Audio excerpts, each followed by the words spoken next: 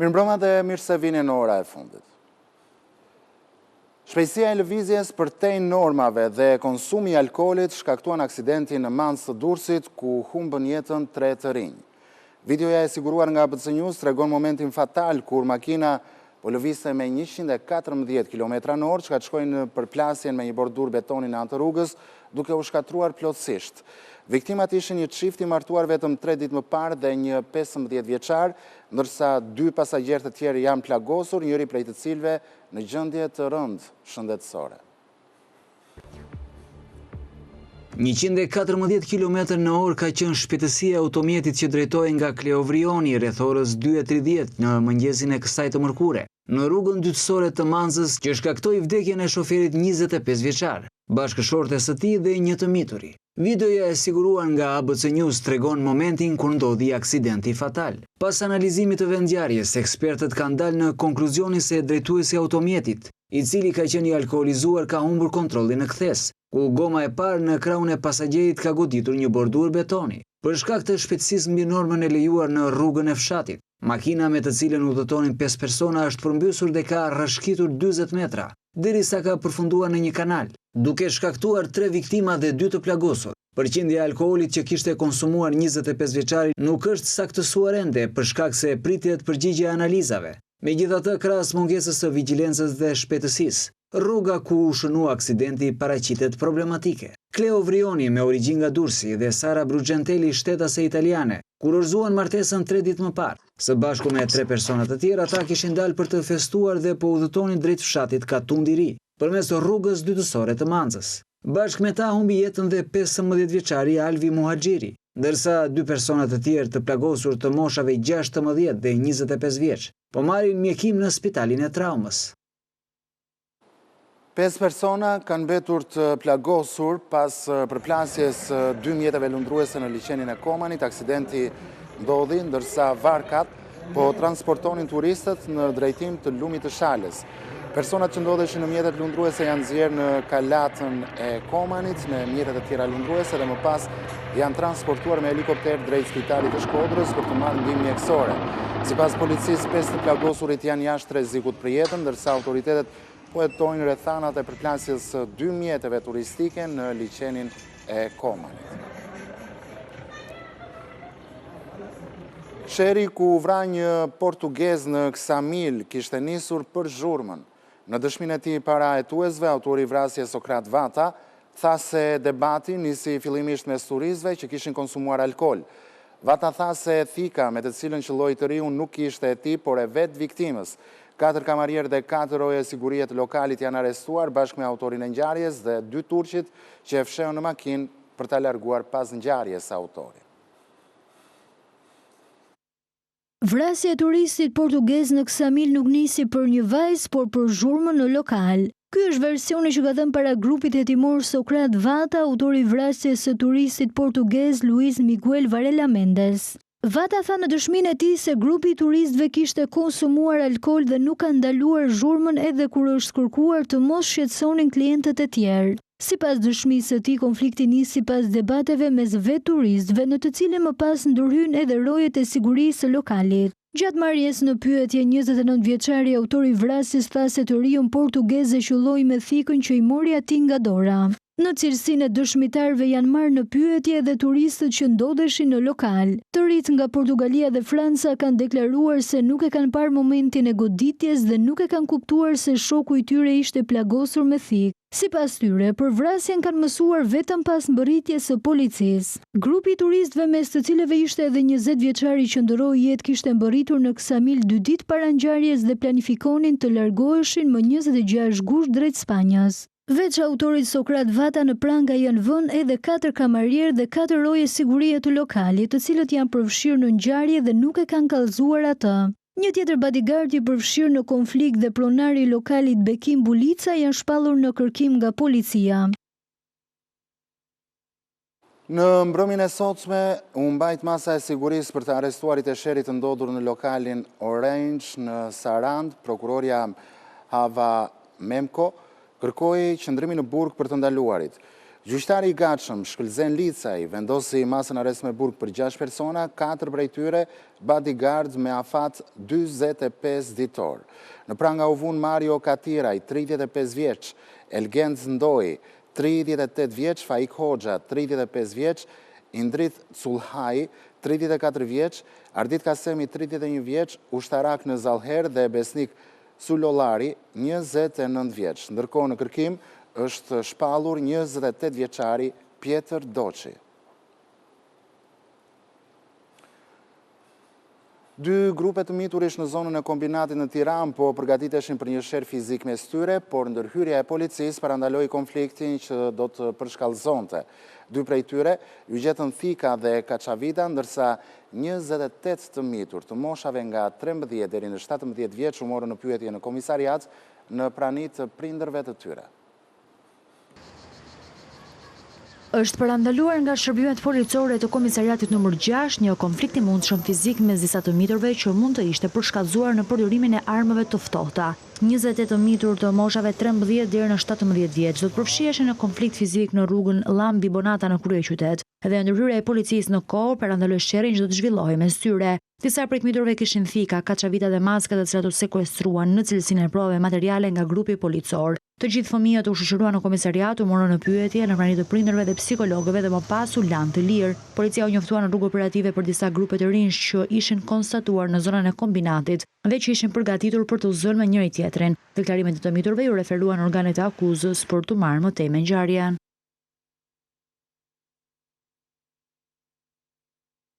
Forcave të armatosura vazhdojnë betejën me flakët në zonën Tërbun Gojan të Punkës, ku erërat e forta kanë favorizuar për hapjen e zjarit.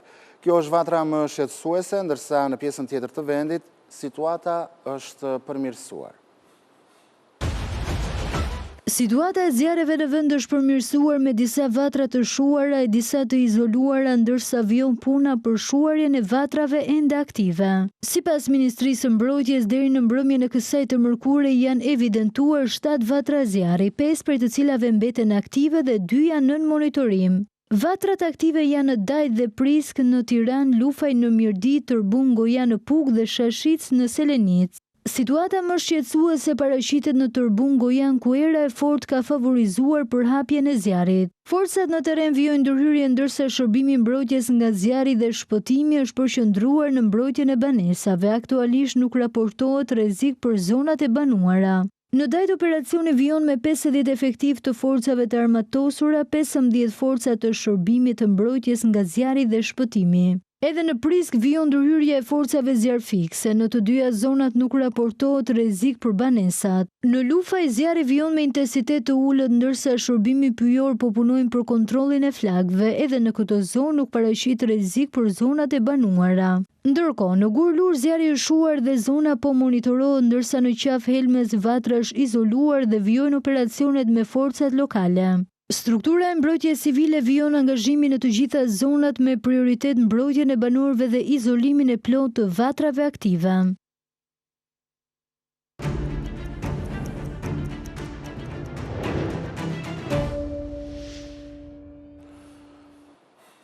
Mirë, do flasim për zhvillimet në të fundit në Kosovë dhe me mua në një komunikim të drejt për drejt bashkohet Jeton Alimi, analist i zhvillimeve politike në Kosovë. Zoti Alimi, mirëmbrëma, faleminderit që jemi drejt për drejt në ora e fundit. Mirëmbrëma, faleminderit për ftesën, kënaqësi. Zoti Alimi, kush po e mban peng sot formimin e institucioneve në Kosovë? Faleminderit shumë për këtë pyetje shumë e qelluar. Besoj tash po shih shumë mirë kush po e mban peng për mos themelimin e institucionit është Albin Kurti dhe Lëvizja Vendosa dhe eksponentët e saj. Dhe një farë forme mund të kenë edhe një dozë pak faj edhe nga opozita, se nuk kanë bërë ma shumë gjatë opozitës sa kanë qenë, pro faj kryesor është bi Albin Kurti përsëris prap dhe Lëvizja Vendosa dhe eksponentët e saj dhe bojnë populizma dhe mundohen për opinion dhe për konsum të mbrajshëm në të jashëm se dojnë të themelojnë institucionet e Kosovës, po ja pra ata dojnë një president kukull apo një presidente si që kam pas zonën Osmani dhe tash pas janë prishur ato matematika dhe ajmisi me zonën Osmani, tash Albin Kurti e kem pa zhvillimin si ka nesur, qofshin të harua dhe të kaluara dhe mundon ta gjesin një president kukull për ja pra opozita me kryenësinë dhe bashkëveprimin kam të duar se nuk dojnë t'jalojnë Albin Kurtit atë pozicion që si ta kanë dhe që se ka votuar Sobrani.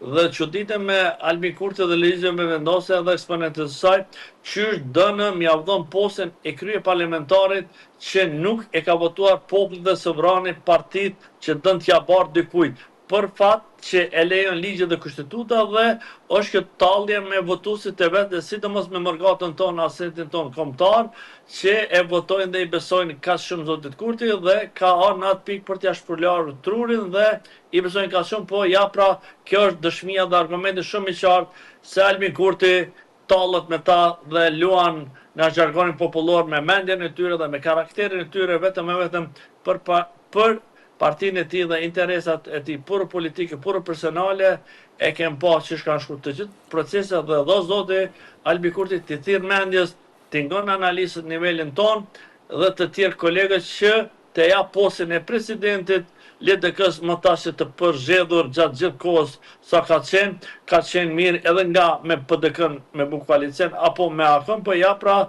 nuk kanë gjetë një gjuhë përbashkët dhe Albin Kurti e dem arsye dhe shkaqim se nuk do të bëj me ta marrëveshje politike klasike dhe ka gjetë si partner të mundshëm dhe sipas mendimit të tij dhe logjikës së tij LDK-n profesor Abdixhika që mund të vijë ndonjë marrëveshje politike klasike dhe të ja postën e presidentit dhe themelon institucionin e Kosovës dhe mbas themelimit të institucioneve dhe zgjedhjes së presidentit apo presidentes së Kosovës të fillojnë minëherë modifikimi i kushtetutit të Kosovës dhe presidenti i jashtëm mbas 5 viteve të zgjedhur nga populli, nga Sovrani dhe jo nga politikanës siç është Albin Kurti për kalkulime politike dhe për populizma vetëm e vetëm për interesat e tina dhe mos përsëritën këto rrethana dhe këto çështje se populli i Kosovës mjaft ka vojtër dhe nuk e meriton një trajtim të tillë siç japon Albin Kurti dhe Lëvizja vendose dhe eksponentët e saj.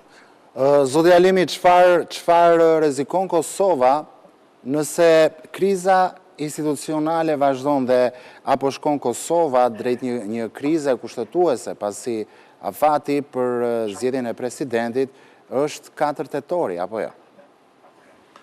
Po Albin Kurti mundohet bëj kalkulime politike dhe populizma dhe besoj ky takimi i fundit të profesor Abdixhikut dhe Albin Kurtit është një poshtë fund tunelli se mund të ketë ndonjë marrëveshje politike dhe për çështjen e presidentit të gjithë një kandidat apo kandidate konsensuale siç janë pajtuar të dy palët në parim dhe besoj në bisedimet e ardhshme, të dalin me një marrëveshje dhe të gëzohet opinioni dhe politika e Kosovës dhe Sobranit se më në fund se kanë bën një zgjedhje politike dhe mos ta çojnë shtetin në zgjedhje në të kundërtën shteti do të bie eruptacionesh shumë fillësisht, sidomos para faktorit ndërkombëtar, sidomos para miqve tanë siç është SBA, Londra, ETJ, dhe shpresoj që në këtë drejtim të vijë presioni shumë më i madh nga SBA për Albin Kurtin dhe Lëvizje vendose dhe mos bëj kalkulime politike, po vetëm e vetëm t'i krijojë institucionin e Kosovës dhe mos bojnë në dëm të Sobranit dhe të dëmtojnë buxhetin, dhe zoti mos shtetin në zgjedhje se dëmtohet buxheti dhe gjithë andej jemi të humbur dhe mund të ketë lëvizje anasjell dhe 4-5% andej kandena dhe prap do t'ulën, do të bisedojnë liderët e partive politike për zgjidhjen e institucioneve dhe për zgjidhjen e ngërshit dhe është momenti krucial mbas takimit të ardhshëm me Abdixhikun dhe Albin Kurtit që të bëhet marrëveshje politike klasike dhe të gjendet kandidat konsensual për themelimin e institucioneve të Republikës së Kosovës. Zoti Alimi, ku qëndron më konkretisht përgjegjësia politike, le të themi, e Albin Kurtit në këtë ngërç? Dhe më lejo t'ju bëj një pyetje të drejtë për drejtë. Mendoni ju se dorëheqja e Kurtit do jepte zgjidhje këtij ngërçi, kësaj krize? Besoj kjo fundit nuk do të donte se Albin Kurti gjithë është lojtari i mirë në zhargonin popullor se të tham këtë të kuptohet çdo cep të Shqipërisë vëllezërit tonë atje. Unë mendoj se Albin Kurti din të notoj në këtë ujra të trombullta dhe ngësi politike dhe besoj Albin Kurti mos është i abd dhe ka pa një opozitë të dobët dhe nuk kanë rezistuar sëq është duar se të rezistojnë me protesta, sa Albin Kurti ka ardhë me dhunë në institucione, me protesta, e dim shumë mirë, me gaz lotësjellës, me hedhje, me vezë dhe çdo sen bile është sulmuar edhe Komendi i Serbisë të Kosovës dhe ajo çështje është e organeve ligjzbatuese të sigurisë, policisë, prokurorisë për të gjendën ata aktorë që sulmuar Komendi i Kosovës me zoll dhe Allah Zotin mos përsëritin ato skena kurmo dhe përgjithësia direkte dhe rrethanore shkojnë në Albin Kurtin dhe klikën e tina dhe lëvizja vendose dhe populli është ngop dhe shpresoj vi presione përsëris prapë s'është e tepër në lëvizje vendose dhe Albin Kurti mos bëj populizëm, mos bëj kalkulime politike, po të gjejmë formulën e te kalimit të gërshit të jep postin e presidentit se si takon dhe nuk e ka votuar Sovrani pikë. Çdo alternativë tjetër është tendencioze, vllavrasje dhe është ndëm popullatës dhe ndëm të institucionit të Kosovës dhe ndëm të reputacionit të shtetit të Kosovës, qoftë në arenën ndërkombëtare të mbrojtshme. I shohim zhvillimet, luftën në Iran me shobat, luftën në Ukrainë që sa vit ende s'ka përfunduar, shtrejtimet e karburantit dhe zinxhir shtrejtimin e gjana shimore dhe është zvogluar, është kurrur në mjaft shporta qytetarit nga njerëzit që kanë bërë matje dhe kolegët tanë të OJQ-s. Pra po thoni përveç se një krize politike në Kosovë, ka edhe një krize ekonomike, por ju përmendet edhe arenën ndërkombëtare, zoti Alimi, apo izolohet Kurti nga aleatët perëndimor dhe apo ndikon fryma anti-amerikane në kursin politik të vetëvendosjes? Unë nuk duhet ta them këto të fundit se një kryeministë në detyrë tash s'është ligjërisht Albin Kurti as kryeministë se në momentin që ka dhënë deputet betimin dhe është nënshkruar dhe prej atij momentit Albin Kurti nuk është më kryeministë as në detyrë se tash shtrohet pyetje ligjërisht mas të fushës. Tash Albin Kurti a paguhet nga Kuvendi i Republikës së Kosovës si deputet, a paguhet nga qeveria e Republikës së Kosovës si kryeminist në detyrë dhe këtë duhet të sqaroj opinionin vetë zoti Kurti apo i merr të dy pagat, edhe si kryeminist në detyrë, edhe si deputet i Kuvendit të Republikës së Kosovës dhe këtë duhet ta bëjnë me ditë për opinionin për Sobranin dhe nëse Albin Kurti paguhet si kryeminist duhet të jap dorëheqje nga posti i deputetit apo nëse paguhet si deputet duhet të jap dorëheqje dhe faktikisht ligjërisht dhe me kushtetutë Albin Kurti s'është më as kryeminist në detyrë. Me gjithë respektin me zotin Kurti, kurrë personale. Dakor, po ndoshta i merr të dy arogat. Me të dorë Suniman. Kjo është fjalë kushtetuese. Ndoshta i merr të dy arogat, edhe si deputet edhe si kryeminist. Çfarë duhet të bëjë në këtë rast? Por atë tha se ligjërisht janë të mbrojtur zonat dhe duhet bëjmë në qasën dokumenta se të kërkon nga Ministria e Financave dhe nga buxheti i thesarisë të Kosovës se sa rroga e merr Albin Kurti dhe të bëhet për opinionin dhe me ligj mbrojtën zonat, po duhet të sqarohet popullatës sovrane se Albin Kurti a merr pagë e përsëris prast. Sikur kryeministri në detyrë apo si deputet. Dhe këtë duhet të sqaroj opinionin zoti Kurti. Dhe nëse merr dyjat është keqje ligjore dhe kushtetuese dhe ftoj prokurorin speciale që është në domenën e tij por të marrë veprime në këtë aspekt dhe duhet partitë opozitare të bëjnë kallëzim penal për këtë çështje se Albin Kurti është keq i ligjit dhe kushtetutës pavarësisht tash që ka kap edhe Këshillin Prokurorial me njerëzit e tina dhe duhet televizin matutje mos bëjnë kalkulime dhe mos e dëmtojnë buxhetin e Kosovës për me çu shtetën e gjedhë dhe por zoti Alimi, kush përfiton nga dobësimi e institucioneve në Kosovë dhe apo përdoret kriza institucionale për qëllime elektorale të Albin Kurti? Po, këto fiton vetëm armiku unë shokollor Serbia me eksponentet e saj, me udhvashat që i ka në Republikën e Kosovës dhe njerëzit që e ndihmojnë Vučićin dhe Radučićat të tjerë që i ka të instaluar në Kosovë dhe njerëzit varësit e tyre dhe familjarët e udhvashave që janë met dhe sillen këpërdej dhe reputacioni tjetër që i bie është për mos themelim institucioneve i konvenon vetëm Albin Kurtit dhe Lëvizje Vendosës që me shty sa më gjatë dhjetor se kinse mund t'i marrë më shumë vota se i ka për të marrë të 3 mandate, aje nuk mund të ndodhë se votat janë të qartë, regjistrimi policisë është bërë dhe e dim saktësisht dhe çdo kalkulim tjetër është ndëm të Albin Kurtit dhe ndëm të institucionit të Kosovës dhe shtetit të pavarur sovran dhe dëmton në rënd reputacionin e Kosovës, sidomos me aleatën tonë, SBA dhe Bashkimin Evropian, dhe unë mendoj që o shkoja fundit se zoti Kurti të thirr mendjes e përsëris prap dhe të bëj marrëveshje politike klasike se si takojnë 3 pozitat pik, çdo kalkulim tjetër dhe ripërsëris prap kisha lutur zoti Kurtin por opinionet të sharoj. Edhe njëherë, a merr rrok si kryeministër në detyrë, apo si deputet i Kombëtarit të Kosovës, kisha dasë shef si shqiptari i Kosovës i rëndëm të di si kryeministri jam Albin Kurti në detyrë, apo deputeti i Republikës Kosovës, Kombëtarit të Kosovës. Shiko, zoti Alimi, ju thoni që Albin Kurti t'i thras mendjes dhe të bëj një marrëveshje klasike. Çfarë kuptoni ju me marrëveshje klasike? Dhe me këtë duhet ta bëj këtë marrëveshje? Po, thëm këtë nderum se marrëveshje klasike është damja kulaçi në jargon popullor me hidhën mbas qeverisje.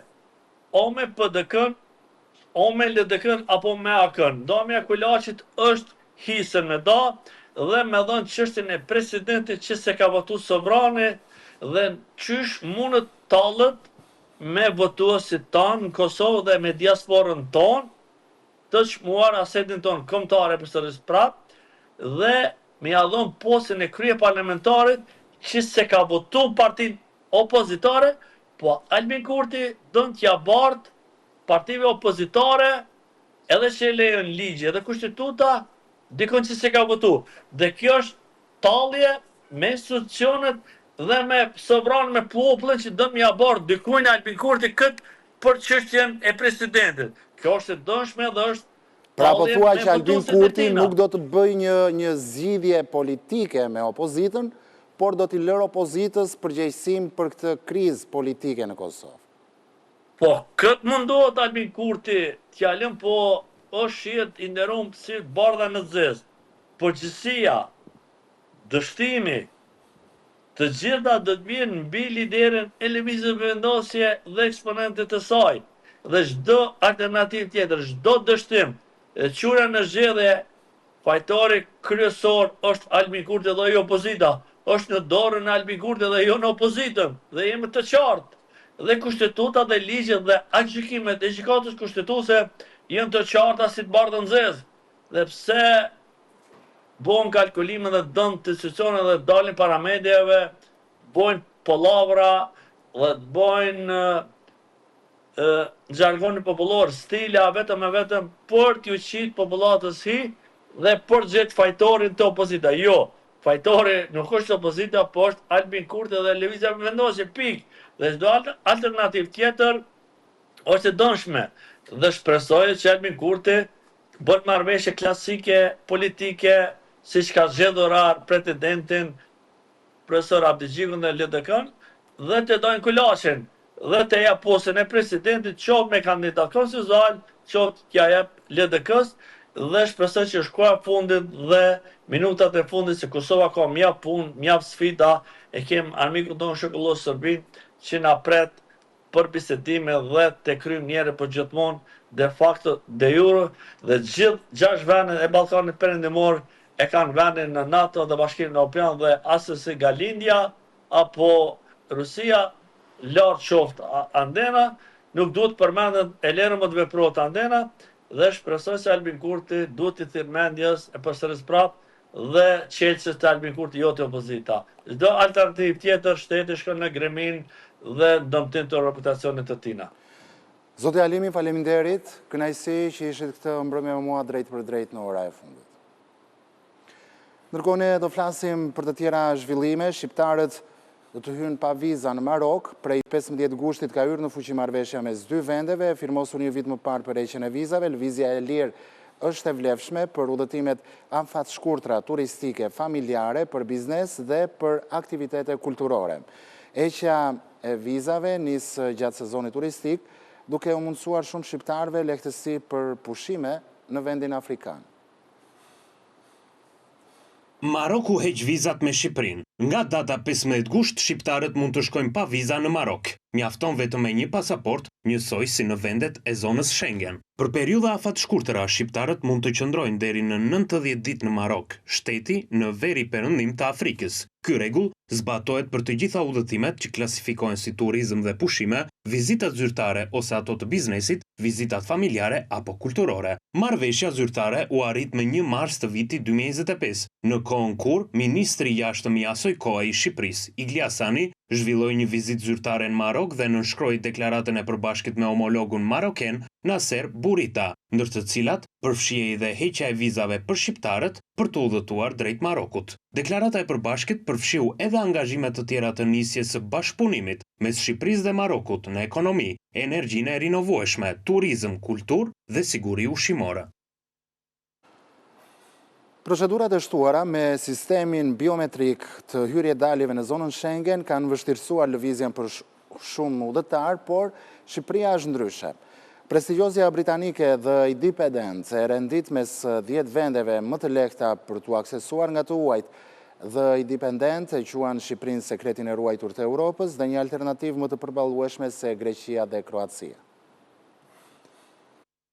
Jo vetëm destinacioni i bukur, Shqipëria ka hyrë ndër 10 vendet më të lehta për t'u aksesuar nga turistët e huaj për vitin 2026 në Europë. Media britanike The Independent i ka kushtuar një artikull pengesave e radhëve të gjata që po hasin turistët e huaj këtë vit me sistemin e ri biometrik të hyrje-daljes EES, që ka shfaqur edhe probleme për të gjithë ata që duan të hyjnë në zonën Schengen për të pushuar, por kjo nuk vlen për Shqipërinë. Shqipëria nuk ka EES, ndaj dhe turistët nuk do të duhet të shqetësohen për burokracira. Sipas The Independent, ky mund të rezultojë viti i bumit turistik për Ballkanin dhe Shqipëria renditet bashkë me Kosovën, Serbinë, Maqedoninë e Veriut, Malinezi dhe Bosnjë-Hercegovinë si një vend i rekomanduar për të pushuar këtë verë. The Independent i referohet Shqipërisë si sekreti i ruajtur i Evropës, një destinacion turistik i shfaqur vitet e fundit si një alternativë më e përballueshme se Greqia apo Kroacia, me vi bregdetare kryesisht në detin Ion me plazhe të ngjashme me ato të Maldiveve, rërë të bardhë dhe ujëra blu, ndërsa Ksamili dhe Imara referohen si vendet më popullore. Në rast se nuk preferohet plazhi, Shqipëria ofron më tepër turizmin malor. Në Alpet e Shqipërisë rekomandohet qafa e Valbonës. Si destinacion turistik rekomandohet edhe kryeqyteti Tirana për një pushim të lirë me arkitekturë nga periudha osmane, sovjetike e deri tek ndërtesat moderne. abcnews.al është adresa jonë zyrtare në internet ku ju mund të klikoni për të lexuar të gjitha lajmet në kohë reale dhe po në kohë reale na dëgjoni në frekuencën e radios ABC 105 FM. Faleminderit që na ndoqët bashkë natën e mirë.